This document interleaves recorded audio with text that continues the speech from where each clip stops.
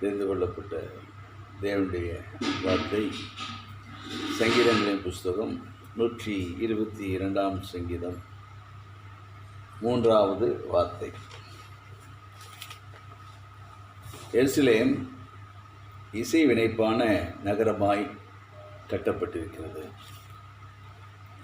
எருசலேம் இசை வினைப்பான நகரமாய் கட்டப்பட்டிருக்கிறது. இசை வினைப்பான நகரம். இசைந்து இணைப்பாய் கட்டப்பட்ட நகரம்தான் எருசலேம். எருசலேம் இசைந்து இணைப்பாக ஒன்றிணைத்து கட்டப்பட்ட நகரம் என்று வேதம் சொல்கிறது. Jerusalem is builded as a city that is compact and together. இசைந்து இணைப்போடு கூட கட்டப்பட்ட நகரம்தான் எருசலேம். இந்த செய்தியுடைய தலைப்பு இசைந்து இருத்தல், இணைந்து இருத்தல், இசைவு, இணைப்பு. இதுதான் இன்றைய நாளில் செய்தி. எருசலேம் எப்படி கட்டப்பட்டிருக்கிறது? இசைந்து கட்டப்பட்டிருக்கிறது, இணைந்து கட்டப்பட்டிருக்கிறது. அப்போது எருசலேமின் வாழ்வு எப்படிப்பட்ட வாழ்வாக இருக்க வேண்டும்? இசைந்த வாழ்வாக, இணைந்து இருக்கக்கூடிய வாழ்வாக காணப்பட வேண்டும். இன்றைக்கு அதைத்தான் கர்த்தராகிய தேவன் நம்மளோட பேசுகிறார்.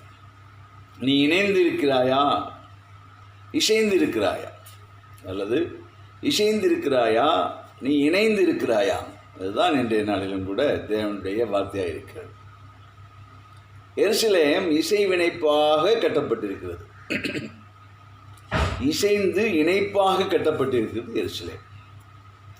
அப்போ எருசலேம் என்பது எதை குறிக்கிறது என்று பார்ப்போமானால், சங்கீதங்கள் புஸ்தகம் 147 சங்கீதம் 12வது வசனத்தை நாம் வாசிக்கும்போது, நான் வாசிக்கிறேன், எருசலேமே கர்த்தரை ஸ்தோத்திரி, சீயோனே உன் தேவனை துதி. அப்போது எருசலேம் இசை வினைப்பான கட்டப்பட்ட ஒரு நகரம். அந்த எருசலேமை பற்றி வேதம் என்ன சொல்லுகிறது? எருசலேமே நீ கர்த்தரை ஸ்தோத்திரி. அப்படியானால் கர்த்தரை ஸ்தோத்தரிப்பது எருசலேம். எருசலேம் என்று சொன்னால் எரு என்றால் பூரணம், சாலேம் என்றால் சமாதானம். எருசலேம் பூரண சமாதானம் உள்ள ஒரு இடம்.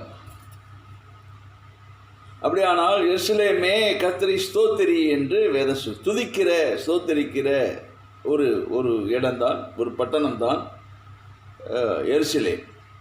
அப்படியானால் யார் அந்த எருசலேம்? கர்த்தரை ஸ்தோத்திரம் பண்ணுகிற நீங்களும் நானும் தான் எருசலேம். அதை நாம் விளங்கிக் கொள்ள வேண்டும். எருசலேம் என்பது யார், எது? எருசலேம் பட்டணம் யாரை குறிக்கிறது? உங்களையும் என்னையும் தான் குறிக்கிறது. ஆண்டவராகிய கர்த்தர் சொல்கிறார், எருசலேமே நீ கர்த்தரை ஸ்தோத்திரம் பண்ண, ஸ்தோத்திரி. ஸ்தோத்திர பலியிடுகிறவன் தேவனை மகிமைப்படுத்துகிறான் என்று சங்கீதக்காரன் சொல்கிறான். அவனுக்கு என்ற ரட்சிப்பின் வழியை நான் தெரியப்படுத்துவேன் என்று கர்த்தர் அந்த சங்கீதத்தில் சொல்லியிருக்கிறார். அப்படியானால் கர்த்தரை ஸ்தோத்தரிக்கிறவர்கள், துதிக்கிறவர்கள், அவரை ஆராதிக்கிறவர்கள், அவரை மகிமைப்படுத்துகிறவர்கள், அவர்கள்தான் எருசலேம். நான் தான் அந்த எருசலேம். அப்போ எருசலேம் காணப்படுகிற நாம் எப்படிப்பட்டவர்களாக இருக்க வேண்டும்? அந்த எருசலேம் எப்படி கட்டப்பட்டிருந்தது? சங்கீதம் 122:3 நாம் வாசித்தோம், எருசலேம் இசை வினைப்பாக கட்டப்பட்ட நகரம். அப்படியானால் இசைதல் இணைந்திருக்கக்கூடிய நகரம், இசைந்து இணைந்திருக்கக்கூடிய நகரம்தான் எருசலேம். அப்படியானால் எருசலேமே காணப்படுகிற நீங்களும் நானும் எப்படிப்பட்டவர்களாக இருக்க வேண்டும் என்று கர்த்தர் விரும்புகிறார்? இசைந்து இருக்கிறவர்களாக, இணைந்து இருக்கிறவர்களாக இருக்க வேண்டும். இதில் நாம் ஒன்றை அறிந்து கொள்ள வேண்டும். எருசலேம் இசைந்திருக்கிற நகரம் என்று எழுதப்படவில்லை, அல்லது எருசலேம் இணைந்திருக்கிற நகரம் என்று எழுதப்படவில்லை. அப்படியானால் எருசலேம் எப்படிப்பட்ட நகரமாக கட்டப்பட்டிருக்கிறது? இசைந்து இணைந்திருக்கிற நகரமாக கட்டப்பட்டிருக்கு. அப்போ எருசலேமாக காணப்படுகிற நாம் எப்படிப்பட்டவர்களாக இருக்கிறோம்? இசைந்து இருக்கிறவர்களாக, இணைந்திருக்கிறவர்களாக காணப்பட வேண்டும். இசைந்திருந்தால் மாத்திரம் போதாது, இணைந்திருக்கிறவர்களாக காணப்பட வேண்டும். அதுதான் ஒரு எருசலேம் தேவனுடைய நகரம் என்பதை வெளிப்படுத்தக்கூடிய ஒரு காரியம். அப்போ நம்ம எப்படிப்பட்டவர்களாக இருக்க வேண்டும்? இசைந்திருக்கிறவர்கள், இணைந்திருக்கிறவர்கள். கிறிஸ்துவுக்குரியவர்கள் எப்படிப்பட்டவர்கள்? இசைந்திருக்கிறவர்கள், இணைந்திருக்கிறவர்கள். இசைந்திருக்கிறவர்கள் மாத்திரமல்ல, இணைந்திருக்கிறவர்கள். அதுதான் முக்கியம். ஆனால் இன்றைக்கு ஆண்டவர் நம்மளோட இந்த காரியங்களை பேசுவதற்கு விரும்புவதற்குரிய காரணம் என்ன? இன்றைக்கு எருசலேமாக காணப்படுகிற நாம் இசைந்து இருக்கிறவர்களாக காணப்படுகிறமே ஒழிய இணைந்து இருக்கிறவர்களாக காணப்படவில்லை. அதனால தான் இன்றைக்கி செய்தி ஆண்டவர் சொல்லுகிறார், கர்த்தருடைய வார்த்தை நம்ம நோக்கி புறப்பட்டு வருகிறது. நீ இசைந்திருந்தால் போதாது, எப்படிப்பட்டவனா இருக்கணும்? இணைந்திருக்கிறவர்களாக காணப்பட வேண்டும். எருசலேம் நகரம் இசை வினைப்பாக கட்டப்பட்ட நகரம். அப்போ எருசலேமாக நாம் காணப்பட வேண்டுமானால், தேவனுடைய நகரமாக நாம் காணப்பட வேண்டுமானால், தேவனுக்கு பிரியமான பிள்ளைகளாக நான் காணப்பட வேண்டுமானால், தேவனுடைய ஆசீர்வாதங்களை சுதந்திரத்து கொடுக்கிற பிள்ளைகளாக நான் காணப்பட வேண்டுமானால், நாம் இசைந்திருப்பவர்களாக மாத்திரமல்ல, இணைந்திருப்பவர்களாக காணப்பட வேண்டும். அதைத்தான் தேவன் இன்றைக்கு விரும்புகிறார். அதனால தான் இன்றைக்கு உங்களோட என்னோடு கூட பேசிக்கொண்டிருக்கிறார். நாம் எப்படிப்பட்டவர்களாக இருக்கிறோம்? இசைந்திருக்கிறவர்களாக இருக்கிறோமா? இணைந்து இருக்கிறவர்களாக இருக்கிறோமா?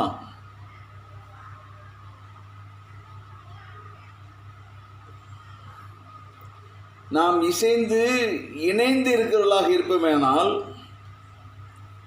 நம் ஆசீர்வாதங்களை சுதந்திரத்துக் கொள்ள முடியும். சங்கீதம் 147:12 நாம் வாசித்தோம். எருசலேமே கர்த்தரை ஸ்தோத்திரி, சீயோனே தேவனை துதி. 13ஆம் வசனத்தில் எப்படியாக சொல்லப்பட்டிருக்கிறது? அவர் உன் தாழ்பாள்களை பலப்படுத்தி உன்னிடத்தில் பிள்ளைகளை உன்னை ஆசீர்வதிப்பார்.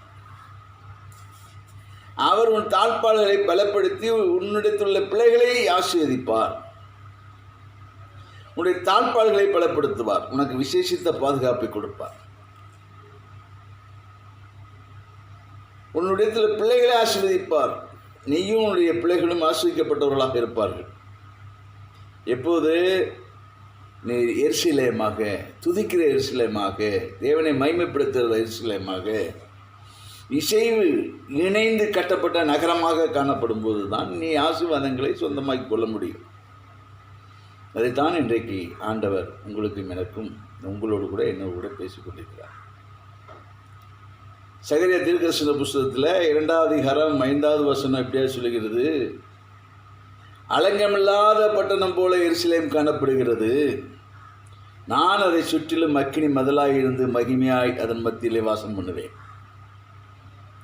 அலங்கமில்லாத பட்டணமாக எருசலேம் காணப்பட்டாலும் கூட ஆண்டவர் தான் சொல்றார், அது இசைந்து இணைந்து கட்டப்பட்ட நகரமாக இருக்குமானால், இசையோடு கூட மாத்திரமல்ல இணைந்து கட்டப்பட்ட நகரமாக இருக்குமானால், ஆண்டவர் சொல்லுகிறார், உன்னை சுற்றிலும் அலங்கமில்லாத நகரமாக நீ காணப்பட்டாலும், பாதுகாப்பு இன்றி இருக்கக்கூடிய நகரம் போல நீ காணப்பட்டாலும், அலங்கம் இல்லாத, கோட்டை இல்லாத, பாதுகாப்பு இல்லாத ஒரு நகரம் போல நீ காணப்பட்டாலும் கூட, கர்த்தராகிய தேவன் சொல்லுகிறார், நான் அந்த எருசலேம் பட்டணத்திற்கு இசைந்து இணைந்து கட்டப்பட்ட இசைவினைப்பான நகரத்தை சுற்றிலும் அக்கினி மதிலாயிருந்து அதன் மத்தியிலே நான் வாசம் பண்ணுவேன். ஆண்டவர் சொல்லக்கூடிய வார்த்தை. இசைந்து இணைப்போடு கட்டப்பட்ட நகரமாய் நீயும் நானும் காணப்படுவோமானால், நமக்கு விரோதமாக ஆயிரமான காரியங்கள் எழும்பி வந்தாலும் கூட, சத்துரு நமக்கு விரோதமாக எழும்பி வந்தாலும் கூட, ஆண்டவராய் கர்த்தர் நமக்கு கொடுக்கிற ஒரு தைரியமுள்ள வார்த்தை என்னென்று பார்த்தா, நான் உன்னை சுற்றிலும் அக்கினி மதலாய் இருப்பேன், உன்மத்திலே வாசம் பண்ணுவேன். அதுதான் நாம் இசைந்து இணைப்பாய் கட்டப்பட்ட நகரமாய் இருப்போமேயானால், இசைந்து இணைப்போடு கூட வாழுகிற வாழ்க்கையுடையவர்களாக இருப்போமே. ஆனால் கிறிஸ்துவுக்கு பிரியமான இசைந்து இணைப்போடு கூட வாழுகிற வாழ்க்கையோடு கூட நம்ம இருப்போமானால் ஆண்டவர் சொல்ல, நீ ஒன்றும் பயப்படாத. உனக்கு விரோதமாக எத்தனையோ காரியங்கள் புறப்பட்டு வரலாம், பிசாசத்தினுடைய அம்புகளை எய்யலாம். ஆனால் ஒன்றும் உன்னை சேதப்படுத்த முடியாதபடிக்கு உன்னை சுற்றில் நான் அக்கினி மதலாக இருப்பேன், எல்லாம் பசுமமாக்கிறேன், எல்லாவற்றையும் உனக்கு விரோதமாக வருகிற எல்லாவற்றையும் எரித்து நிர்மூலமாக்கி போடுவேன்னு சொல்கிறேன். இந்த நாளில் உலகமே பயந்திருக்கிறது காரணம் ஒரு கொரோனா வியாதி, கொரோனா கிருமி, ஒரு சின்ன கிருமி, கண்ணுக்கு தெரியாத ஒரு கிருமி. அதுக்கு பயந்து கொண்டு உலகமே தன்னை அடைத்து கொண்டு இருக்கிறது. ஆனால் ஆண்டவர் சொல்லுகிறார், நீ இசைந்து இணைப்புள்ள நகரமாக கட்டப்பட்ட எருசலேமை போல நீ இருப்பேயானால், எருசலேமாக நீ இருப்பேயானால் உன்னை ஒன்றும் சேதப்படுத்தார். ஏன்? அக்கினி மதலாய் நான் இருப்பேன், உனக்குள்ளே வாசம் பண்ணுவேன். அதான் அப்படியானால் நாம் அறிந்து கொள்ள வேண்டிய சத்தியம் என்ன? நம்மை சுற்றிலும் ஒரு அக்கினி மதலாய் தேவன் இருக்க வேண்டும் என்று சொல்லி நான் விரும்பினால், நம்மோடு கூட தேவன் வாசம் பண்ண வேண்டும் என்று விரும்பினால் நான் எப்படி இருக்கணும்? இசைந்து இணைந்து கட்டப்பட்ட நகரமாகி எருசலேம் போல நம்ம இருக்கணும். அதுதான் வாக்கு கொடுக்கிறார். இசை வினைப்பாக கட்டப்பட்ட எருசலேம் அலங்கமில்லாத பட்டணம் போல் இருந்தாலும் அந்த பட்டணத்தை சுற்றிலும் அக்கினி மதலாயிருந்து அது மத்தியில் நான் வாசம் பண்ணுவேன் என்று தேவன் வாக்கு கொடுக்கிறார். அப்போ நான் எப்படி இருக்கணும்? இசைந்து இருக்கிற நகரமாய் மாத்திரமல்ல, இணைந்து இருக்கிற நகரமாக இருக்க வேண்டும். அப்படியானால் இசைந்து இருத்தல் என்றால் என்ன? இணைந்து இருத்தல் என்றால் என்ன? நாம் எப்படி இருக்கிறோம்? அறிந்து கொள்ளணுமா? இசைந்து இருத்தல் என்றால் என்ன? இணைந்திருத்தல் என்றால் என்ன? அந்த காரியங்களை ஒரு 5 காரியங்கள் மூலமாக நாம் பார்க்கலாம். நாம் எப்படி இருக்கணும் விரும்புகிற ஆண்டவர்? இசைந்து இருக்கிறவளாக இருக்கணும், மாத்திரமல்ல இணைந்து இருக்கிறவளாக இருக்க வேண்டும். அது எப்படி? அதைத்தான் தியானிக்க போகிறோம். நாம் எப்படிப்பட்டவர்களாக இருக்கிறோம்? இசை வினைப்பான நகரமாக இருக்கிறோமா, இல்லை இசைந்து இருக்கிற நகரமாக இருக்கிறோமா, அல்லது இணைந்திருக்கிற நகரமாக இருக்கிறோமா? இசைவு இல்லாமல் இணைப்பு இல்லை. அதை இசைந்து இணைந்து இருக்கிற நகரமாக நாம் இருக்க வேண்டும். அது என்ன? இசைவு என்றால் என்ன? இணைந்திருத்தல் என்றால் என்ன? இசைந்திருத்தல் என்பது என்ன? இணைந்திருப்பது என்பது என்ன? அதுதான் பார்க்க போகிறோம். ஒரு 5 காரியம் எடுத்து வாசிங்க.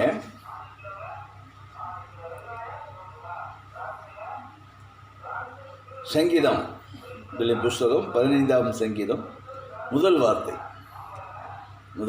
நான் வாசிக்கிறேன், எல்லாம் எடுத்து வாசிங்க. கர்த்தாவே, யார் உம்முடைய கூடாரத்தில் தங்குவான்? யார் உம்முடைய பரிசுத்த பர்வதத்திலே நிலைத்திருப்பான்? அப்போ இந்த சங்கீத பகுதியிலிருந்து நம்ம அறிந்து கொள்ளக்கூடிய ஒரு காரியம், 2 காரியத்தை நாம் பார்க்கலாம். ஒன்று கூடாரம், 2வது பரிசுத்த பர்வதம். யார் உம்முடைய கூடாரத்தில் தங்குவான்? யார் உம்முடைய பரிசுத்த பர்வதத்திலே நிலைத்திருப்பான்?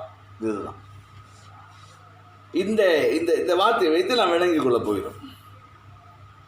யார் உம்முடைய கூடாரத்தில் தங்குவான்? யார் உம்முடைய பரிசுத்த ஸ்தலத்திலே நிலைத்திருப்பான் என்று சங்கீதக்காரன் எழுதுகிறார். அப்படியானால் தேவனுடைய சமூகத்தில் இருக்கக்கூடிய காரியங்கள் 2. ஒன்று கூடாரம், ஒன்று பரிசுத்த மலை பர்வதம். அப்போ யார் கூடாரத்தில் தங்கி இருக்கிறவர்கள்? யார் பரிசுத்த பர்வதத்தில் தங்கி இருக்கிறவர்கள்? அப்போ கூடாரம் என்று உண்டு, தேவனுடைய சமூகம் ஒரு கூடாரம் என்று உண்டு. ஆசரிப்பு கூடாரம் தேவனை தொழுது கொள்வதற்காக பழைய ஏற்பாட்டு காலத்திலே மோசையின் மூலமாக செய்யப்பட்டது தான் ஆசரிப்பு கூடாரம். அந்த ஆசரிப்பு கூடாரத்தில் 3 பகுதிகள் உண்டு. பிரகாரம், பரிசுத்த சந்நிதி, மகா பரிசுத்த சந்நிதி என்று சொல்லி அந்த கூடாரத்திலே பலி செலுத்துவார்கள். பரிசுத்த சந்நிதியிலே தேவ சமூகத்து அப்பம் இருக்கும், குத்து விளக்கு இருக்கும். அதுக்கடுத்த மகா பரிசுத்த சந்நிதியிலே தேவனுடைய உடன்படிக்கை பெட்டி கிருபாசனத்தோடு கூட இருக்கும். அந்த மகா பரிசுத்த சந்நிதியில் தான் தேவாதி தேவன், பிதாவாகிய தேவன் மோசையோடு பேசுவார். இதுதான் ஆசரிப்பு கூடாரம். அப்படிப்பட்ட கூடாரத்தில் யார் தங்குவான்? யார் தங்க முடியும்? பரிசுத்த பர்வதத்திலே யார் வாசம் பண்ண முடியும் என்று சங்கீதக்காரன் கேட்கிறான். அப்படியானால் 2 விதமான இடங்கள் உண்டு. கூடாரத்தில் தங்கி இருக்கிறவர்கள், பரிசுத்த பர்வதத்தில் தங்கி இருக்கிறவர்கள். கூடாரத்திலே போய் கூடாரத்தில் இருக்கிறவர்கள் தேவனுடைய பிரசன்னத்தில் இருக்க முடியும் இல்லையா? தேவனுடைய பிரசன்னத்தில் இருக்க முடியும். தேவனை ஒரு நாளும் யாரும் பார்க்க முடியாது. அப்படியானால் யார் உங்களுடைய பரிசுத்த பருவத்திலே வாசம் பண்ணுவார்? அப்போ கூடாரத்திலே தங்கி இருக்கிறது ஒரு அனுபவம். கூடாரத்தில் தங்கி இருக்கும்போது தேவ பிரசன்னத்தில் நாம் இருக்க முடியும். அதான் சங்கீதக்காரன் எழுதுகிறான், யார் உங்களுடைய கூடாரத்தில் தங்குவார், யாருடைய உங்களுடைய பரிசுத்த பருவத்திலே வாசம் பண்ணுவார். பரிசுத்த பர்வதம் என்ன என்பது எதை குறிக்கிறது? எடுத்து வாசிப்போம். மத்தேயு எழுதின சுவிசேஷம் 17 அதிகாரம் 1வது வார்த்தை, 1, 2, 3 வசனங்களை நான் வாசிக்கிறேன். 6 நாளைக்கு பின்பு இயேசு பேதுருவையும் யாக்கோபையும் அவனுடைய சகோதரனாகிய யோவானையும் கூட்டிக் கொண்டு தனித்திருக்கும்படி உயர்ந்த மலையின் மேல் போய், 2வது வசனம், அவர்களுக்கு முன்பதாக மறுரூபமானார். அவர் முகம் சூரியனைப் போல பிரகாசித்தது, அவர் வஸ்திரம் வெளிச்சத்தைப் போல் வெண்மையாயிற்று. அப்பொழுது மோசேயும் எலியாவும் அவரோடு கூட பேசுகிறவர்களாக காணப்பட்டார்கள். யார் உம்முடைய பரிசுத்த பருவத்திலே தங்குவார்கள்? ஆண்டவராகிய இயேசு கிறிஸ்து 12 சீசர்களோடு கூட புறப்பட்டு உயர்ந்த மலைக்கு போகிறார். அந்த மலையின் அடிவாரத்திலே 9 சீசர்களை நிறுத்திவிட்டு 3 பேர்களை மாத்திரம் தன்னோடு கூட அழைத்து கொண்டு உயர்ந்த மலையிலே பருவதத்தில் ஏறி போகிறார். அங்கே போய் அந்த உயர்ந்த மலையினிலே அவருடைய சீஷர்களுக்கு முன்பதாக பேதுரு, யாக்கோபு, யோவான் என்ற சீஷர்களுக்கு முன்பதாக அவர் மலையிலே போய் அவர்களுக்கு மறுரூபமானார்.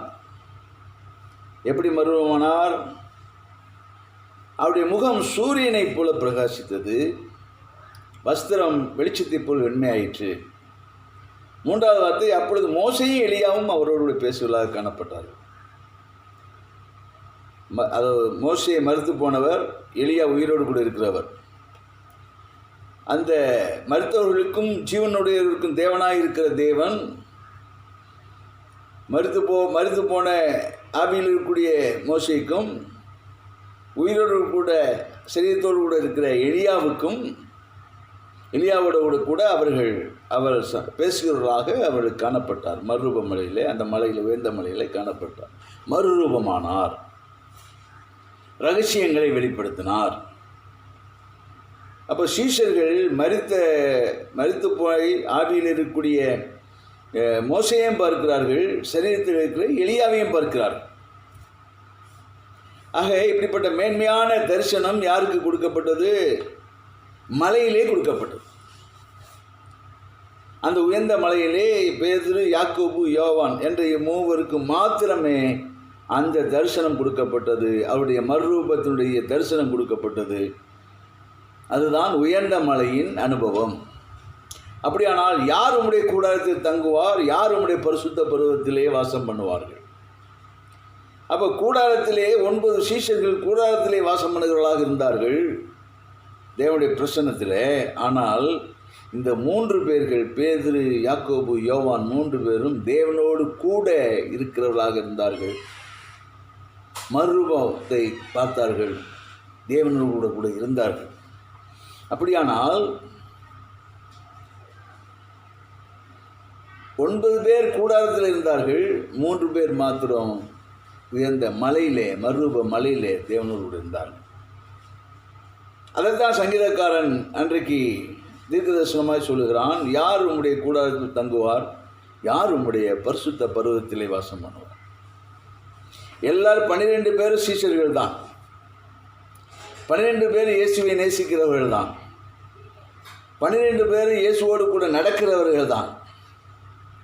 ஆனால் அந்த 12 பேரிலே 3 பேர் மாத்திரம் தேவனுடைய பரிசுத்த பர்வதத்திலே தேவனோடு கூட இருந்தார்கள்.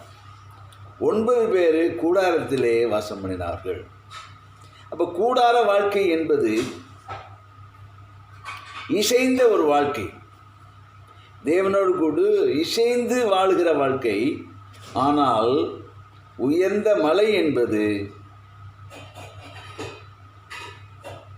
இணைந்து இருக்கிற ஒரு வாழ்க்கை. இணைந்து, இதுதான் இசைந்திருத்தல், இணைந்திருத்தல். இசை வினைப்பாய் கட்டப்பட்ட நகரம். இசைந்திருக்கிற வாழ்க்கை என்பது தேவனுடைய பிரசன்னத்திலே வாழுகிற வாழ்க்கை. இணைந்திருப்பது என்பது தேவனோடு கூட வாழுகிற வாழ்க்கை.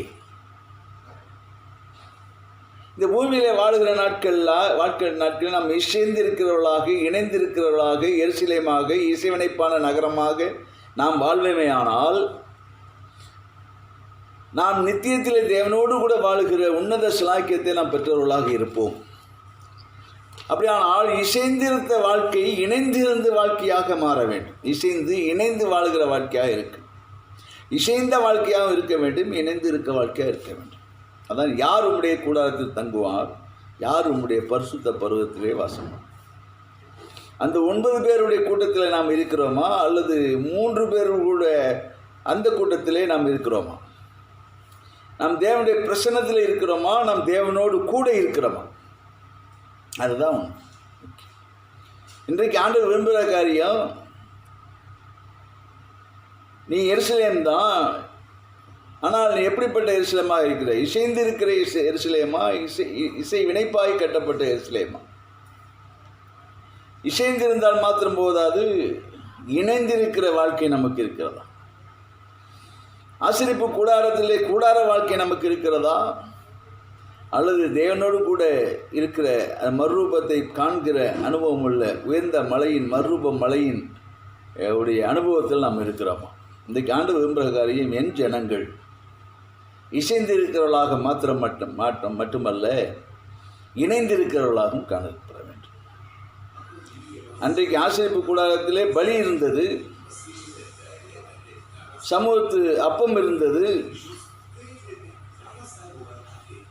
சமூகத்து அப்பம் இருந்தது, குத்து விளக்கு இருந்தது, மகா பரிசுத்த சந்நிதியிலே உடன்படிக்கை பெட்டி இருந்தது கிருபாசனத்தோடு கூட. தேவன் தான் அதை கொடுத்தார், தேவ பிரசன்னத்தில் இருக்கிற அனுபவம். ஆனால் இன்றைக்கு ஆண்டவர் மறுரூப மலையின் அனுபவத்தை நமக்கு வைத்திருக்கிறார். இன்றைக்கு தம்முடைய ஜனங்கள் மறுரூப மலையிலே தன்னோடு கூட வாசம் பண்ணுகிற அனுபவத்தை பெற்றுக்கொள்ள வேண்டும் என்று இயேசு விரும்புகிறார். அதனால தான் இன்றைக்கி உங்களோடு கூட என்னோடு கூட பேசிக்கொண்டு இருக்கிறார். நீங்கள் என்ன கூடாரத்தில் உட்கார்ந்து கொண்டு இருக்கிறோமா, இல்லை தேவனோடு கூட இருக்கிறோமா? இதை நாம் யோசித்து நாம் அதுக்கான பிரயாசங்களை பட வேண்டும். இன்றைக்கி எல்லாம் நிறைய சொல்கிறதெல்லாம் என்னென்னா, தேவ பிரசன்னத்தில் நாங்கள் இருக்கிறோம், உண்மைதான், ஆனால் தேவனோடு கூட இல்லையே. இன்றைக்கி என்ன சொல்ல, ஆண்டவர் ஏறி வான்னு சொல்கிறார். ஏறி வா, உன் நிலையிலேருந்து ஏறி வா, மேலே வா, ஏறி வா, ஏறி வா, கீழே இருக்கிற ஏறி வா. ஆசீர்வதிப்பு கூடாத அனுபவத்திலிருந்து நீ ஏறி மறுரூப மலைக்கு, உயர்ந்த மலைக்கு ஏறி வா என்று சொல்லுகிறான். முதல்ல நம்ம எருசலேமாவாக இருக்கிறோமா? அதை யாரும் யோசிச்சு பார்ப்போம். எருசலேமாக இருக்கிறோமா? இசை வினைப்பான நகரமாக இருக்கணும், ஏறி வரணும். அப்படியானால் கூடார வாழ்க்கை போதும், கூடார வாழ்க்கை போதும். உயர்ந்த மலைக்கு ஏறிப்போம். அங்கே உயர்ந்த மலையில் தான் அங்கே இயேசு இருக்கிறார், அங்கே தான் தரிசனங்கள் இருக்கிறது, அங்கே தான் ரகசியங்கள் இருக்குது, அங்கே தான் எல்லாரையும் பார்க்கக்கூடிய அனுபவம் நமக்கு கிடைக்கும், வேத ரகசியங்களை புரிந்து கொள்ளக்கூடிய அனுபவங்கள் கிடைக்கும். இவையெல்லாம் வேண்டுமானால் ஒரு தனித்திருக்கிற அனுபவம், அதுதான் முக்கியம். அது என்ன, தனித்திருக்கும்படி தான் இயேசு அந்த மத்தேயு 17:1 பார்த்தீங்கன்னா தனித்திருக்கும்படி உயர்ந்த மலைக்கு ஏறினார். அப்போது உலகத்தை விட்டு பிரிந்து தேவனோடு கூட உயர்ந்த மலையில் ஏறி தனித்து இருக்கிற அனுபவத்துக்குள்ளாக போகணும். உலகத்தோடு ஒழுகல் இருக்கக்கூடாது. உலகத்தோடு சேர்ந்து வாழ்கிற அனுபவம் வாழ்க்கை இருக்கக்கூடாது.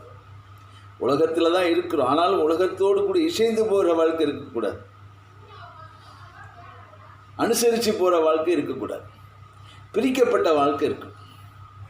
பிரிக்கப்பட்டவன்னா இந்த உலகத்தை விட்டு ஏறி போகணும். உயர்ந்த மலையில் ஏறி போகணும். இயேசுவோடு கூட ஏறி போகணும். உயர்ந்த மலை அனுபவம் வேணும். ஆமாம், இணைந்திருக்கணும். இயேசுவோடு இணைந்திருக்கணும். இசைந்து இருக்கிறது பெரிய காரியம் இல்லை. இன்றைக்கி என்ன நடக்குது? இன்றைக்கி எல்லாம் இசைந்து இருக்கிறோம். ஆமாம், எல்லாம் ஒன்று இசைஞ்சிருக்கிறோம். கிறிஸ்தவர்களாக இசைஞ்சுதான் இசைந்து இருக்கிறோம். கர்த்தருடைய வார்த்தைக்கு இசைந்து இருக்கிறோம். இசைந்திருப்பது வேறு, ஆனால் இணைந்து இருக்கிறோமா? இயேசுவோடு கூட இசைந்து இருக்கிறோம். இயேசுதான் தெய்வம், அவர் தான் வணங்குறோம், ரைட்டு, இசைந்து இருக்கிறோம். ஆனால் இயேசுவோடு கூட இணைந்து இருக்கிறோமா? அதுக்கு ஒரு சம்பவத்தை நம்ம உதாரணமாக பார்ப்போமா? எல்லாருக்கும் தெரிஞ்ச சம்பவம் தான். லூக்கா எழுதின சுவிசேஷம் 15 அதிகாரத்தில் 11 முதல் 32 வசனங்களை நீ வாசித்து பார்ப்பீர்களால் அங்கே ஒரு சம்பவம் எழுதப்பட்டிருக்கிறது. எல்லாரும் தெரிஞ்ச காரியம். 2 பிள்ளைகளுடைய ஒரு தகப்பன் இருக்கிறார். அந்த இளைய குமாரன் அந்த ஐஸ்வர்யனான அந்த பணக்காரனாக இருக்கணும் அந்த தகப்பனிடத்துலேருந்து சொத்தெல்லாம் பிரித்து வாங்கிட்டு தூரதேசத்தில் போய் எல்லாவற்றையும் செலவு பண்ணிடுறான். செலவு பண்ணிவிட்டு பணத்தை இழந்து, செல்வாக்கை இழந்து, ஒரு நண்பர்களை இழந்து எல்லாரும் அவனை விட்டு போயிட்டாங்க. எல்லாம் போச்சு. சாப்பாட்டு கூட வழி இல்லாமல் இருக்கிறான். கடைசியில் அவன் பன்றி மேய்க்கிற வேலை கிடைக்குது. அது கூட அரைவேறு சாப்பாடு கூட கிடைக்கல. அந்த பன்றிக்கு வைக்கிற தவிட்டை சாப்பிட்டு திருப்தி அடைகிறான். ஓரளவுக்காவது பசி இல்லாமல் வாழலாமே நினைக்கிற நிலையில்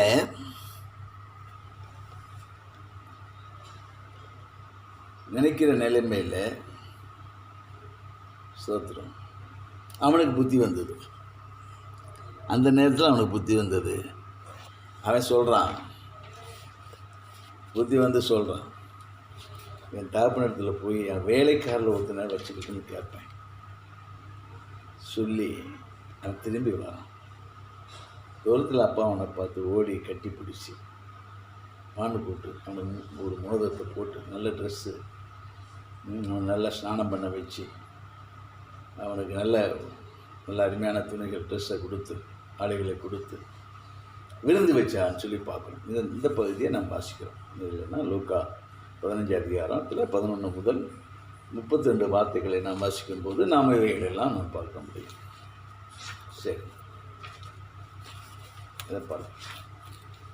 அப்போது இதில் இருந்து சரி,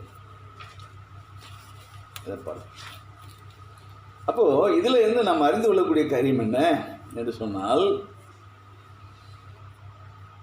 தகப்பனோட இளைய பிள்ளை தான் இந்த மாதிரி செய்கிறான்.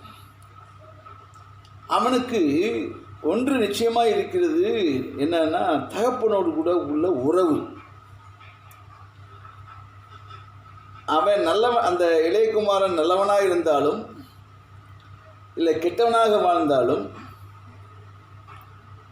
அவனுக்கும் தகப்பனுக்கும் உள்ள உறவு நிலைத்திருக்கிறது இல்லையா? ஒரு அப்பா தான், மகன் தான். இந்த உறவு மாறாது, நிச்சயமாக மாறாது, நிச்சயமாகவும் மாறாது. அவனோட அப்பா யாரு? அவர் தான். அவனோட பிள்ளை யாரு? வந்தான். ஆனால் அவனுக்கு அந்த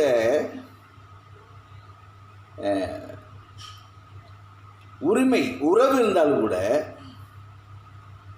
ஆனால் அந்த அப்பாவுக்குரிய நன்மைகளை அனுபவிக்கக்கூடிய அதிகாரத்தை அவன் இழந்துட்டான்.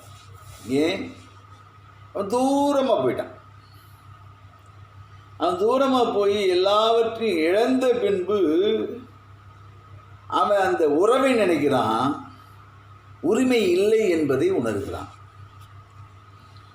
நான் தகப்பனிடத்தில் திரும்பி போய் அவர் பிள்ளையாய் நான் எல்லாவற்றிலையும் பெற்றுக்கொள்வேன்னு அவன் சொல்லலை, நினைக்கல. என்னுடைய தகப்பனிடத்தில் திரும்பி போய் அவருடைய வேலைக்காரில் ஒருவனாய் என்னை வைத்துக் கொள்ளும் தான் நான் கேட்பேன். அப்போது உறவு இருக்கிறது, ஆனால் உரிமை இல்லை. உரிமை இல்லை. ஏன்னா அப்பாவோட இணைஞ்சில்லை. அதுபோல தான் இன்றைக்கு இயேசுவோடு கூட, தேவனோடு கூட உறவு இருக்கிறவர்களாக இருக்கிறோமே ஒழிய உரிமை இருக்கிறவர்களாக இருக்கிறோமா?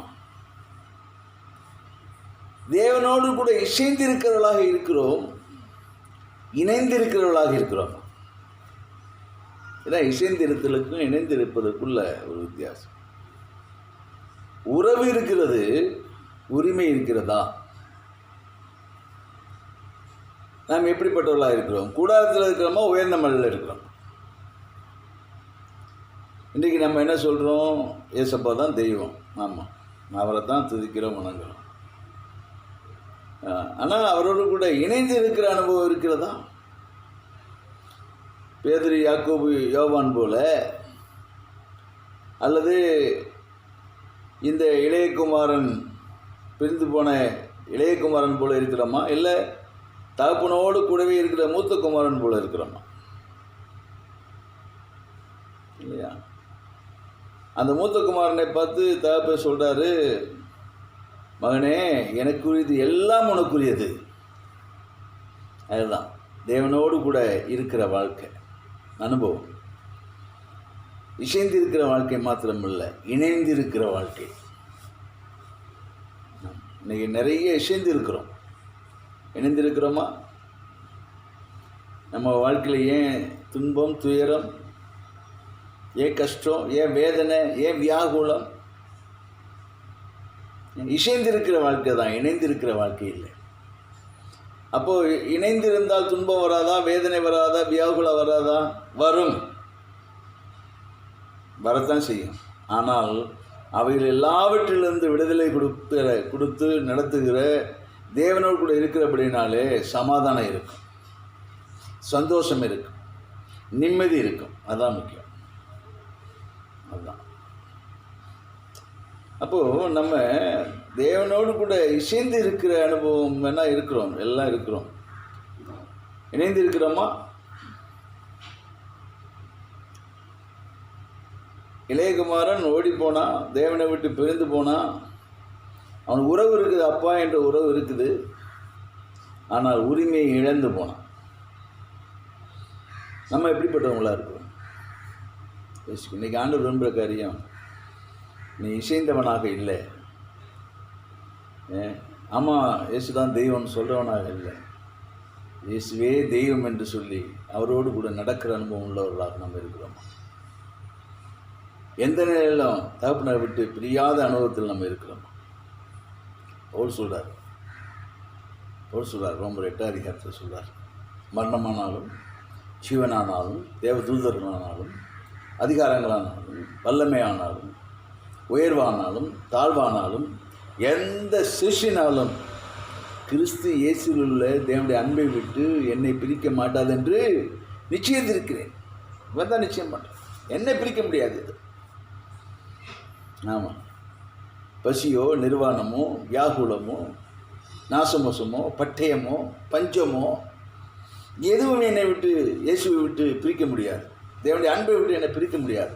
பவுல் சொன்னான். நீங்களான்னு சொல்ல முடியுமா அப்படி? அதான் இணைந்திருக்கிற அனுபவம், இணைந்திருக்கிற வாழ்க்கை. கொஞ்சம் பிரச்சனை வந்தவுடனே, கொஞ்சம் போராட்டம் வந்தவுடனே இயேசுவை பார்த்து ஆண்டவர் பார்த்து, என்னப்பா நீ நம்பி இருக்கிற எனக்கு ஏன் இந்த கஷ்டம், நம்பி எனக்கு அந்த போராட்டம், நம்பி எனக்கு ஊழியத்தில் எனக்கு ஏன் பின்னடைவு, நம்பி இருக்கிற ஆத்மாக்கள் இல்லாமல் சபையை நடத்திக்கிட்டு இருக்கிறேன். இல்லை இல்லை, இது இசைந்திருக்கிற அனுபவம். பவுலை போல எந்த நிலையில் இருந்தால், நாசமோ பசியோ பஞ்சமோ நிர்வாணமோ நாசமோசமோ என்ன மனசு உயர்வோ தாழ்வோ எதுவுமே தேவனுடைய அன்பை விட்டு என்னை பிரிக்க மாட்டது என்று நிச்சயித்திருக்கிறேன் என்று சொன்ன பவுலை போல நாம் நிச்சயமாக வாழ முடியும்.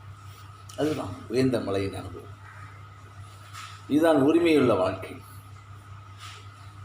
இதுதான் எருசலேமின் வாழ்க்கை. அதான் எருசலேமின் வாழ்க்கை. அதுதான் எருசலேம், இசை வினைப்பான கட்டப்பட்ட நகரம், இசைந்து இணைந்து இருக்கிற நகரமாக நாம் காணப்படுகிறோம். இன்றைக்கி ஆண்டவர் விரும்புகிறார், மகனே நீ இசைந்து இருக்கிறாய், உண்மைதான், இணைந்திருக்கிறாய் என்னோடு கூட? ஜெபத்தில் இணைந்திருக்கிறியா? இணைந்திருக்கிறாயா? 1 மணி நேரமாவது விழித்திருந்து என்னோடு கூட பேசக்கூடாதா அன்று கேட்க? 1 மணி நேரமாவது, 1 மணி நேரம் சொல்கிற நீ போடுறாங்க. 1 மணி நேரம் எப்படி ஜெபிக்குதுன்னு சொல்லி ஒரு ரூட்டு போட்டு காமிக்கிறாங்க. 1 மணி நேரம் ஜெபத்துக்கு நீ இசைஞ்சிருக்கிறியா? ஆண்டவரோடு இணைந்திருக்கிறியா? இசைந்திருக்கிறியா? ஆண்டவரோடு இணைந்திருக்கிறேன். 1 மணி நேரம் ஆகுது ஆண்டவர் கேட்குறது. 1 மணி நேரம் அது என்னோடு கூட விழித்திருந்து ஜீவிக்கக்கூடாது. அது கூட முடியலன்னா அப்புறம் என்ன இருக்கு? ஆண்டவரோடு இணைந்து வாழ்கிற வாழ்க்கை இல்லைன்னு சொன்னாங்க. கூடாரத்திலே வாழ்ந்து வாழ்ந்து கூடாரத்தில் முடிச்சு பரலோகத்தில் போய் நீ எந்த இடத்துல இருப்ப? தேவனோடு கூட வாழுகிற புதிய எருசலேமுக்குள்ளே வாழ போறியா நீ? இல்லை இங்கே வந்து இப்படி இசைந்திருக்க வாழ்க்கையில் அப்படி கூடாரப்ப வாழ்க்கையிலே இருந்துட்டு போயிட்டு அங்கே போய் புதிய பூமியில் போய் உட்காந்துருக்க போகிறேன்? நித்தியம்தான். ஆனால் இயேசுவோடு கூட வாழுகிற அனுபவம் உனக்கு அங்கே நித்தியத்தில் கிடைக்கணும்னு சொன்னால், பரம எருசலேமின் வாழ்க்கை கிடைக்கணும்னு சொன்னால் என்ன செய்யணும்? எப்படிப்பட்டவராக இருக்கணும்? கூடார வாழ்க்கையில் இல்லை, உயர்ந்த மலையின் அனுபவத்தில் இருக்கு. அந்த இளைய சகோதரனை போல இல்லை, மூத்த சகோதரனை போல இருக்கு. இது சொல்லக்கூடிய காரியம் என்னென்னா, அவன் தகப்பன் என்ற உறவு இருக்குது, ஆனால் உரிமை இல்லை. இன்னைக்கு நீ உறவு இருக்குது, உரிமையோடு கூட இருக்கிறியா? முக்கியம். இன்னொரு காரியத்தில் கூட நம்ம விளக்கமாக பார்க்க முடியும். 3வது எடுத்து வாசிங்க. யோவான் எழுதின சுவிசேஷம் 1வது அதிகாரம் 12வது வசனம். அவருடைய நாமத்தின் மேல் விசுவாசம் உள்ளவர்களாய் அவரை ஏற்றுக்கொண்டவர்கள் எத்தனை பேர்களோ அத்தனை பேர்களும் தேவனுடைய பிள்ளைகளாகும்படிக்கு அதிகாரம் கொடுத்தார். இதுதான் இசைந்து வாழக்கூடிய வாழ்க்கை. இசைந்து போகிறது. இயேசுதான் தெய்வம். ஆமாம்மா, இயேசுதான் தெய்வம். ஏற்றுக்கொள்ளணும். மற்றெல்லாம் தெய்வமா? இல்லை, தெய்வம் இல்லை. இயேசு மாத்திரம் தெய்வம். ஏற்றுக்கொண்டோம். அப்போ ஆண்டவர் அதிகாரம் கொடுக்குறாரு, பிள்ளைகளாகும்படிக்கு அதிகாரம் கொடுக்குறார். இப்போ இயேசுவை ஏற்றுக்கொண்ட எத்தனை பேர்களோ அத்தனை பேர்களும் தேவனுடைய பிள்ளைங்கள். அதிகாரம் வந்துருச்சு. அப்பா என்று அழைக்கக்கூடிய அதிகாரம் வந்துருச்சு. அப்பாவுக்கு அழைக்கக்கூடிய அதிகாரம் வந்துருச்சு. ஆனால் அப்பாவுக்கு உரிய ஒரு நித்தியம் என்று சொல்லி வரக்கூடிய ஒரு பெரிய அருமையான ஒரு உலகம் இருக்குது. நித்தியமாய் வாழக்கூடிய வாழ்க்கை, ஒரு ஜீவனுள்ள வாழ்க்கை, அது அப்படிப்பட்ட ஒரு உலகத்தை உடையவராக இருக்கிறார். இப்போ நீ பிள்ளை தான், அவருக்குரியதெல்லாம் உனக்குரியது, உனக்கு அதிகாரம், நீ எல்லாம் பிள்ளைங்க தான் சொல்லி எழுதி கொடுத்தாரு. ஆனால் அந்த உரிமை உனக்கு வந்திருக்கா? அப்படியான இயேசுவை ஏற்றுக்கொண்டோம், தெய்வமாக ஏற்றுக்கொண்டோம், உண்மைதான். பிள்ளைகளாகும்படி அதிகாரத்தை பெற்றுட்டோம், உண்மைதான். ஆனால் அந்த நித்தியத்துக்குள்ளே பிரவேசிக்க நம்மளால் முடியுமா? அவரோடு கூட இருக்க முடியாத ஒரு மகிமின் பிரசனத்தில் வாழும்படியான ஒரு உரிமை நம்மளுக்கு உண்டா? அந்த அனுபவம் இருக்குது. அப்படின்னா என்ன செய்யணும்? என்ன நடக்கணும்? ஏற்றுக்கொண்டால் மட்டும் போதுமா? அவர் தான் தெய்வம் என்று ஏற்றுக்கொண்டு இசைந்திருந்தால் போதுமா? இசைந்து கொண்டு அவர் தான் தெய்வம்னு இசைவாய் ஏற்றுக்கொண்டால் மட்டும் போதுமா? ஆண்டவர் சொல்றார், இல்லை, என்னோடு கூட வாழுகிற உரிமையை நீ பெற வேண்டும். அப்போ என்ன செய்யணும் பாருங்க. அவரை ஏற்றுக்கொண்டோம், அவர் தான் தெய்வம் என்று ஏற்றுக்கொண்டோம், பிள்ளைகளாகும்படி ஒரு அதிகாரத்தை கொடுத்துட்டாரு. ஆனால் அந்த உரிமை, நித்தியத்திலே பிரவேசிக்கிற உரிமை எப்படி வருகிறது என்று சொன்னால், அவரோடு கூட இருக்கிற அனுபவம் தான் உரிமை. ஒரு வசனத்தை வாசிப்போம். கொலோசியர் 2:12. கொலோசியர் 2:12 எடுத்துக்கொள்ளுங்கள். ஞானஸ்நானத்திலே அவரோடு கூட அடக்கம் பண்ணப்பட்டவர்களாயும் அதிலே அவரை மரித்தோரிலிருந்து எழுப்பிய தேவனுடைய செயலின் மேலுள்ள விசுவாசத்தினாலே அவரோடு கூட எழும்பினவர்களாகவும் இருக்கிறீர்கள். அப்போது இது பாருங்கள், ஞானஸ்நானம் என்ற ஒன்றில் ஞானஸ்நானத்தில் அவரோடு கூட அடக்கம் பண்ணப்பட்டோம். விசுவாசத்தினாலே அவரோடு கூட எழும்பி இருக்கிறோம். தனியாக இல்லை. தேவனாகும்படி, தேவனுடைய பிள்ளைகளாகும்படி நம்மளுக்கு அதிகாரம் கொடுத்துருக்காரு. ஆனால் ஞானஸ்நானம் என்ற ஒன்றை எடுக்கும்போது தான் அவரோடு கூட நம்ம என்ன செய்கிறோம்னா அடக்கம் பண்ணப்படுகிறோம், அவரோடு கூட எழும்புகிறோம். தனியாக அடக்கம் பண்ணப்படலை. நீங்களும் நானும் ஞானஸ்நானத்திலே தனியாக அடக்கம் பண்ணப்படவில்லை. அவரோடு கூட, இயேசுவோடு கூட அடக்கம் பண்ணப்பட்டோம். தேவனுடைய வல்லமையான செயலின்படியே இயேசுவோடு கூட, உயிரோடு கூட எழுப்பப்பட்டோம். அவரோடு கூட இயேசுவோடு கூட. இதுதான் இணைக்கப்பட்ட அனுபவம்.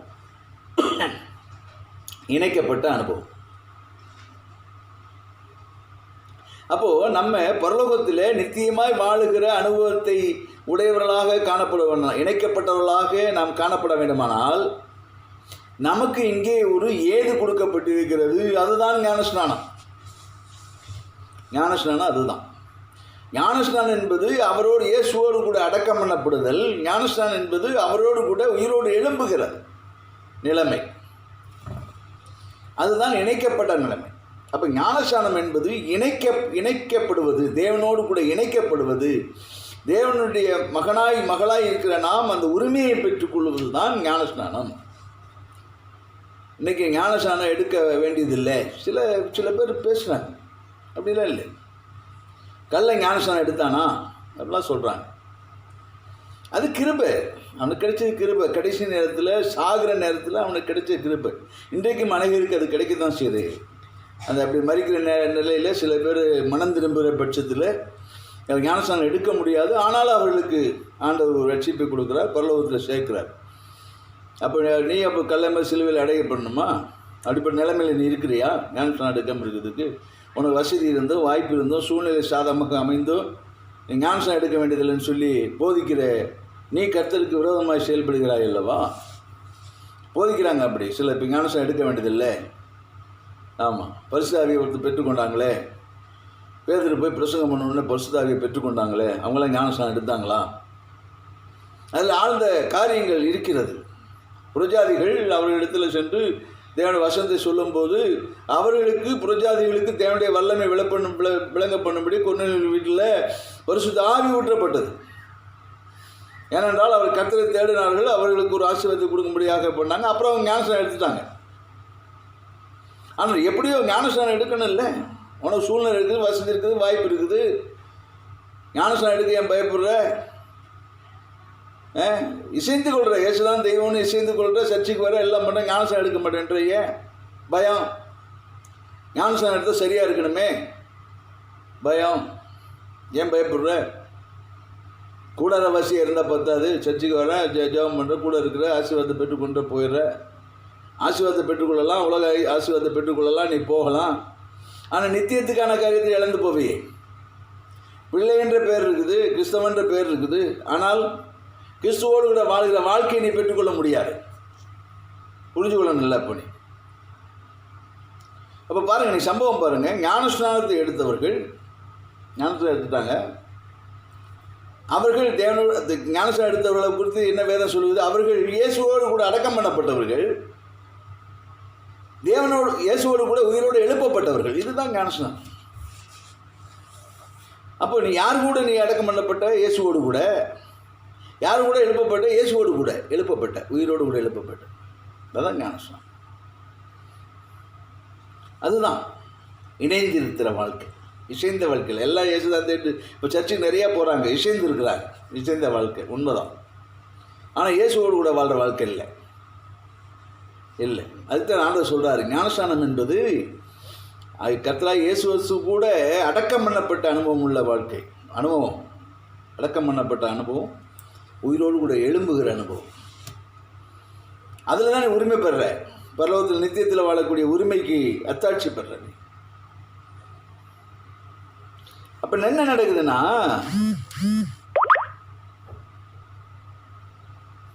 ஐக்கியம் ஏற்படுது. அந்த ஞானஸ்நானத்தில் ஐக்கியப்படுறோம், தேவனோடு கூட வாழுகிற உரிமையை பெறுகிறோம்.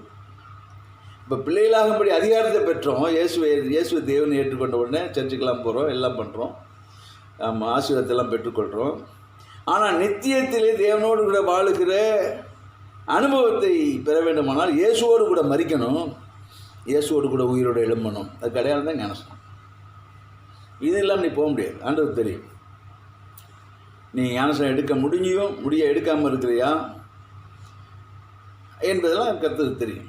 அப்போது நீ உலக ஐஸ்வர்ய ஆசீர்வாதத்தை பெற்றுக்கொள்ளலாம். சபைக்கு போகலாம், தசம்பாவம் கொடுக்கலாம், காணிக்கை கொடுக்கலாம், எல்லாம் கொடுக்கலாம், ஆசீர்வாதத்தை நீ பெற்றுக்கொள்ளலாம். ஆனால் நித்திய ஜீவனை பெற்றுக்கொள்ள முடியாது. அது இது ஒரு ஒழுங்கு கிரமம். அதை வேதம் சொல்லுது, சகலமும் ஒழுங்கு கிரமமாய் பண்ண கிடவுது. எது ஒழுங்கு? ஞானஸ்நானம் எடுக்கணும், அவரோடு கூட மரிக்கணும். அதான் விஷயம். கடையாளம் தான் ஞானஸ்நானம். அவரோடு கூட மரிக்கணும், அவரோடு கூட உயிரோடு எழும்பணும். அப்போ மரிக்கணும், எழும்பணும், அவரோடு கூட மரிக்கணும், அவரோடு கூட எழும்பணும். தனியாக மறித்து புரோஜனம் இல்லை, எழும்பவே முடியாது. ஆமாம், அதனால் மரிக்கணும். அதுதான் அடையாளம் ஞானஸ்நானம். ஞானஸ்நானம் எடுக்கும்போது பரிசுத்த ஆவியினை பெற்றுக்கொள்ளுவேன். பரிசுத்த அவங்க கூட இருக்கு, எப்பவுமே இயேசு பூமியில் அவங்க கூட இருக்கிறார். அதான் பரிசுத்த ஆவியை பெற்றுக்கொள்ளுகிற அனுபவம். பரிசுத்த ஆவி பெற்றுக்கொண்டால் நீங்கள் தேவனோடு கூட இணைந்து இருக்கிற அனுபவம், இணைக்கப்பட்ட அனுபவம். இசை வினைப்பான நகரணி. இயேசுதான் தெய்வம். இசைந்து கொண்டாய், அவரோடு இணைந்து கொண்டாய். ஞானஸ்நானத்தில் அவரோடு இணைஞ்சிட்ட பரிசுத்த ஆவியை பெற்றுக்கொண்டு இந்த உலகத்தில் ஓடுகிற நாட்கள் எல்லாம் பரிசுத்த ஆவியானவருடைய பலத்தில் நீ ஓடுவேன். உங்களோட ஒருத்தர் இருந்துகிட்டே இருப்பார், பரிசுத்த ஆவியானவர் இருப்பார். அப்போஸ்தலர் நடவடிக்கைகள் 1:8 எழுதப்பட்டிருக்கு, பரிசுத்த ஆவி உங்களிடத்தில் வரும்போது நீங்கள் பலனடைந்து எருசலேம், யூதேயா, சமாரியா, பூமியின் கடைசி பரியந்தம் அவர்களுக்கு சாட்சியாக இருப்பீங்க.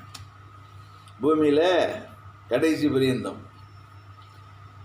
நீ பூமியில் எவ்வளோ நாள் இருப்ப? கடைசி பரியந்தம் நீ சாட்சியாக இருப்ப. அப்போ ஐக்கியத்திற்குரிய அடையாளம் என்ன என்று சொன்னால் ஒரு பரிசுத்த ஆவியானவர் பூமியில் ஓடுறதுக்கு ஒரு அடையாளம். அப்போ உங்கூட நீ ஆண்டவர் கூட நீ நடக்கிற, ஆண்டவர் கூட இருக்கிற, இணைக்கப்பட்டிருக்கிற என்பதனுடைய அடையாளம்.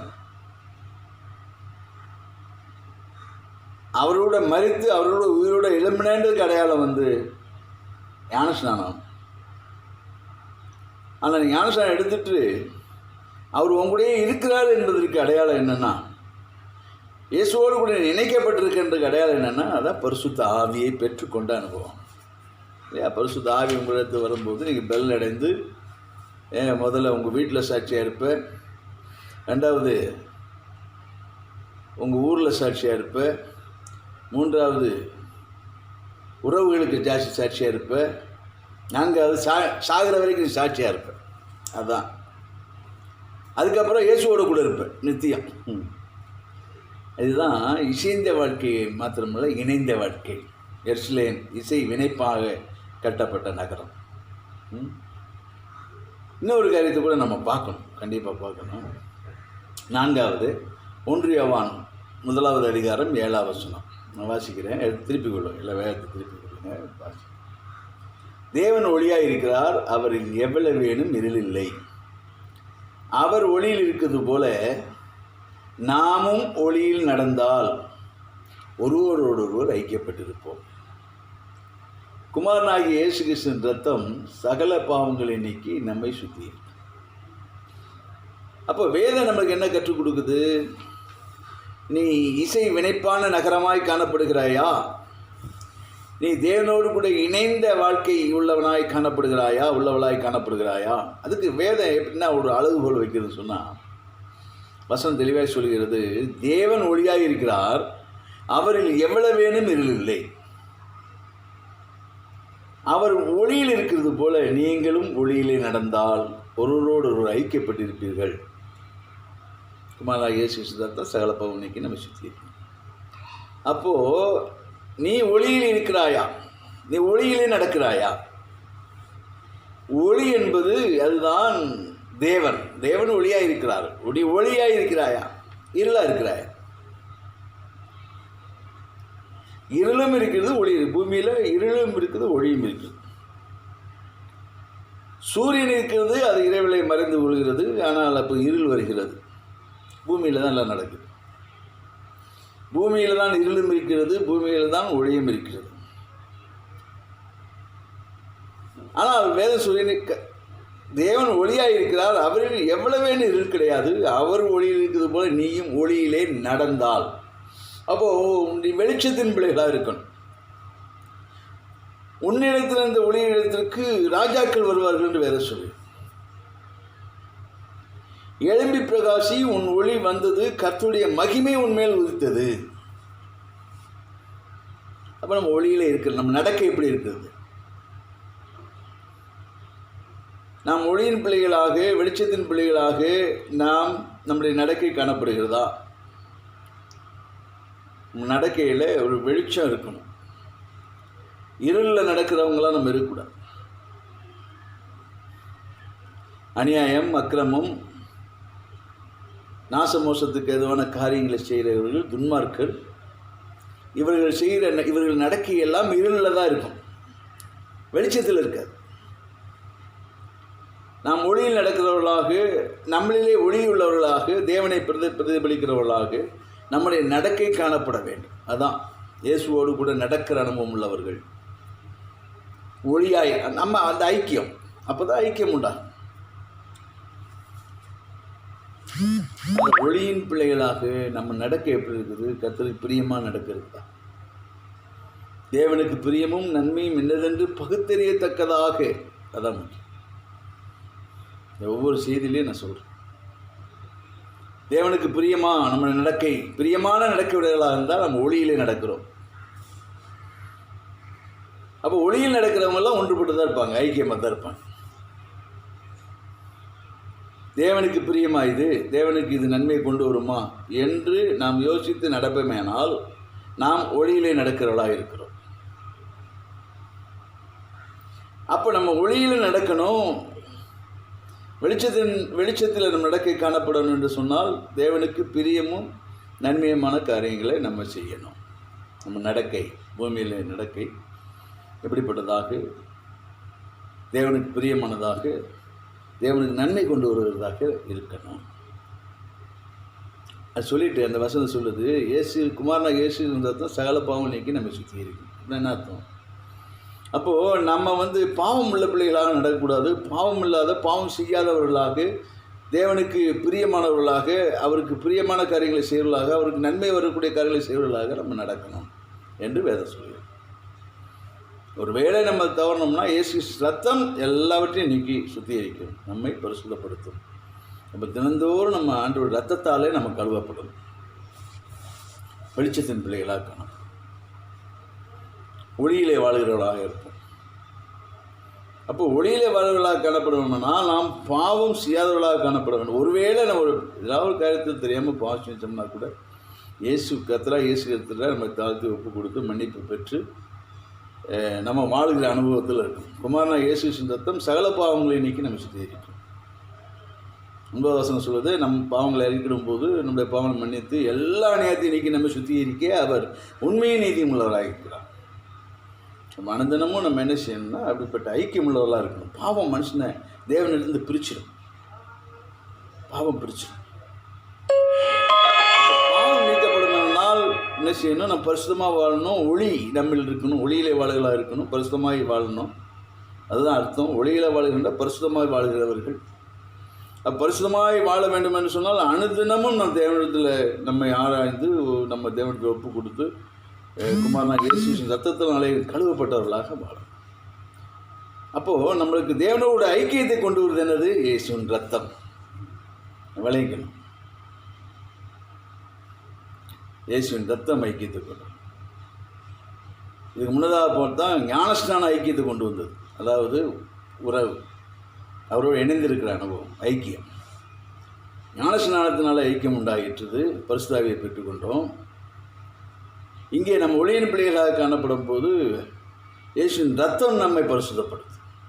அப்போ அந்த ஐக்கியத்தை கொண்டு வருவதற்கு முக்கியமாக இருக்கக்கூடியது இயேசுவின் ரத்தம். ரத்தத்தால் அனுதினமும் நம்ம கழுவப்பட்ட அனுபவம் உள்ளவர்களாக இருக்கும்போது தான் நாம் ஒளியிலே வாசம் பண்ணுறவர்களாக நம்ம காணப்படும். நம்மளே இருள் இருக்காது, பாவம் இருக்காது. இருள் என்பது பாவம். நம் ஒளியிலே வாசம் பண்ண முடியும். கடைசியாக தேவனோடு இணைந்த அனுபவத்தில் நாம் இருக்க வேண்டுமானால், இசை வினைப்பான இசைந்து இணைந்து வாழக்கூடிய அனுபவத்தில் இருக்க வேண்டுமானால், யோவான் எழுதின சுவிசேஷம் 15 அதிகாரம் 5ஆம் வசனம், நானே மெய்யான திராட்சை செடி, நீங்கள் கொடிகள். ஒருவன் என்னிலும் நான் அவனிலும் நிலைத்திருந்தால் அவன் மிகுந்த கனிகளை கொடுப்பான். என்னை அல்லாமல் உங்களால் ஒன்றும் செய்யக்கூடாது. கர்த்தர் இயேசு கிறிஸ்து சொல்கிறாரு, நான் தான் திராட்சை செடி, நீங்கள் கொடிகள். என்னோடு இணைஞ்சிருந்தீங்கன்னா நீங்கள் கனிகள் கொடுப்பீங்க. என்னை அல்லாமல் நீங்கள் என்ன செய்ய முடியாது, ஒன்றுமே செய்ய முடியாது. என்னை இல்லாமல் உங்களால் ஒன்றும் செய்ய கூடாது, செய்ய முடியாதில்லை. என்னை இல்லாமல் நீங்கள் ஒன்றும் செய்ய முடியாதில்லை. என்னை இல்லாமல் நீங்கள் ஒன்றும் செய்ய கூடாது. அதான். அப்போ என்ன, இணைந்து இருக்கிற அனுபவம். நான் தான் திராட்சை, மெய்யான திராட்சை செடி. திராட்சை செடி, திராட்சை கொடிகள், நம்ம கொடிகள். அப்போது நம்ம இயேசுவோட செடியோடு கூட கூடி இணைஞ்சிருந்தால் தான் ஜீவனோடு கூட இருக்கும். அது பலன் கொடுக்கும், கனிகள் கொடுக்கும், கனி கொடுக்கும். அது நம்ம என்ன செய்யணும், கனி கொடுக்கிறவர்களாக நம்ம காணப்படும். அதனால் அவன் தேவனோடு கூட இணைந்திருக்கணும், கனிகள் கொடுக்கணும். அப்போ தேவனோடு இணைந்திருக்கிறது செடியோடு இணைஞ்சிருக்கணும். யார் செடி? இயேசு தான் செடி. இயேசு யார்? வார்த்தை. அவர் தான் வார்த்தை. ஆதியிலே வார்த்தை இருந்தது, அந்த வார்த்தை தேவன் இருந்தது, அந்த வார்த்தை தேவனாக இருந்தது, அந்த வார்த்தை தான் மாம்சமாயிற்று. அப்போ இயேசுவோடு கூட இணைந்திருக்கிறது என்பது என்ன? வேத வார்த்தைகளோட, தேவனுடைய வார்த்தைகளோடு கூட இணைந்திருப்பது, வேதம் வாசிப்பது.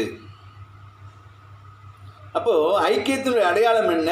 அப்போது ஒருவன் இயேசுவோடு கூட இணைந்திருக்கிறான், கனிகள் தர்றான்னா, இயேசுவோடு இணைந்திருக்கிறான்னா வேத வார்த்தைகளோடு இணைந்திருக்கிறான்னு போவேன். வேதம் வாசிக்கணும், அந்த வார்த்தை நம்முடைய இருதயத்தில் இருக்கும்.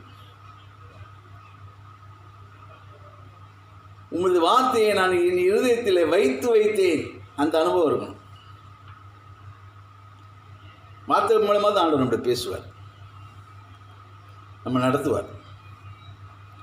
அப்போது அந்த வார்த்தையோடு கூட இணைந்து இருக்கிற, வசனத்தோடு கூட இணைந்திருந்தேன்னா தேவனோடு கூட இணைக்கப்பட்டவன் நீயே நானும் இணைக்கப்பட்டு. வேத வார்த்தையில் இணைக்கப்படாது, வேதம் வாசிக்காமல், பைபிள் வாசிக்காமல் இருக்கிற அனுபவம் என்பது தேவனோடு இசைந்திருப்பது. வேதம் வாசிக்க மாட்டீங்க, ஆனால் சர்ச்சைக்கு போவீங்க, வேத வாசிக்க மாதிரி காணிக்க கொடுப்பீங்க, மற்றதெல்லாம் கரெக்டாக நடக்கும். ஆனால் வேத வசன வாசிப்பு இருக்காது, வேதத்தை வாசிக்க மாட்டாங்க, வேத வார்த்தை தெரியாது, வசனம் தெரியாது. அப்போ என்ன, இது எந்த காமிக்குது? நீ இசைந்திருக்கிறாய், ஆனால் இணைந்து இல்லை, உன்னோட கனிகள் கிடைக்காது, கனிகள் இருக்கு. அப்போ என்ன அர்த்தம்? என்ன செய்யணும்? நம்ம தேவனோடு கூட இணைந்து இருக்க வேண்டும் ஆண்டவர் விரும்புகிறார். இப்போ வார்த்தையில் இணைந்திருக்கணும். அப்போ ஐக்கியத்தின் அடையாளம் என்ன? வேத வாசிப்பு, வேத வசனம் உன்னில் இருப்பது. அதுதான் ஆண்டவர் சொல்கிறார் 15:7, நீங்கள் என்னிலும் என் வார்த்தை உங்களிலும் நிலைத்திருந்தால் நீங்கள் கேட்டுக்கொள்வது எதுவோ அது உங்களுக்கு செய்யப்படும். 15:7 யோவானில் சொல்கிறார். அப்போது அவருடைய வார்த்தை உங்களிலே நிலைத்திருக்கணும். அதான் அவரோடு கூட நினைத்திருக்கிற அனுபவம். வார்த்தை நிலைச்சிருக்கணும்னா வார்த்தை இருக்கணும், வாசிக்கணும், வேதத்தை வாசிக்கணும், தினந்தோடு வாசிக்கணும். அதுதான் நீ இசை வினைப்பாய் கட்டப்பட்ட நகரம். இசைந்திருக்கிறாங்க, இன்றைக்கி எல்லாரும் தான் இசைந்திருக்கிறோம். இணைந்திருக்கிறோமா? வேத வசனம் ஒரு அடையாளம். சரியா? நம்ம இதில் எச்சரிக்கையாக இருக்கும். இப்போ ஆண்டவர் இன்றைக்கு நம்ம இடத்துல விரும்பக்கூடிய காரியம் என்ன? கூடார வாழ்க்கை என்பது இசைந்த வாழ்க்கை, ஆனால் மறுரூப மலை என்பது இணைந்திருக்கிற வாழ்க்கை. அடையாளம், நீ மறுரூபப்படுவாய். மறுரூப அனுபவம் தான் அடையாளம்.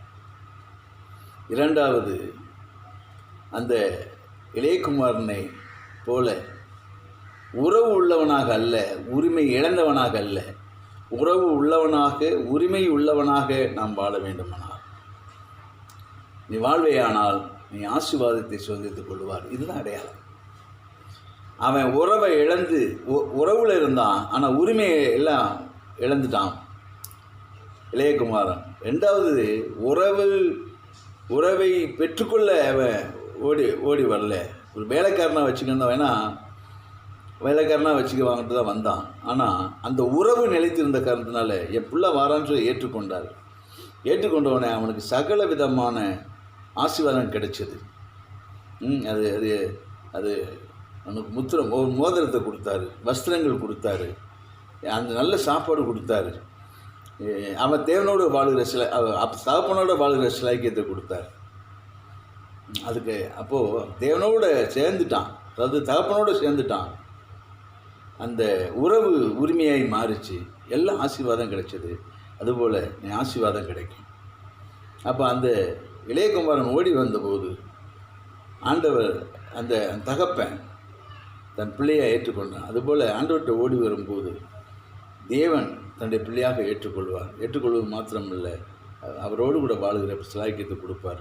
அதுக்கு முன்னதாக அவனுக்கு அவன் ஞானஸ்நானம் எடுக்கிறான். அவன் நல்ல ஸ்நானம் பண்ணி வைக்கிறாரு, ஞானஸ்நானத்தை கொடுக்குறான்.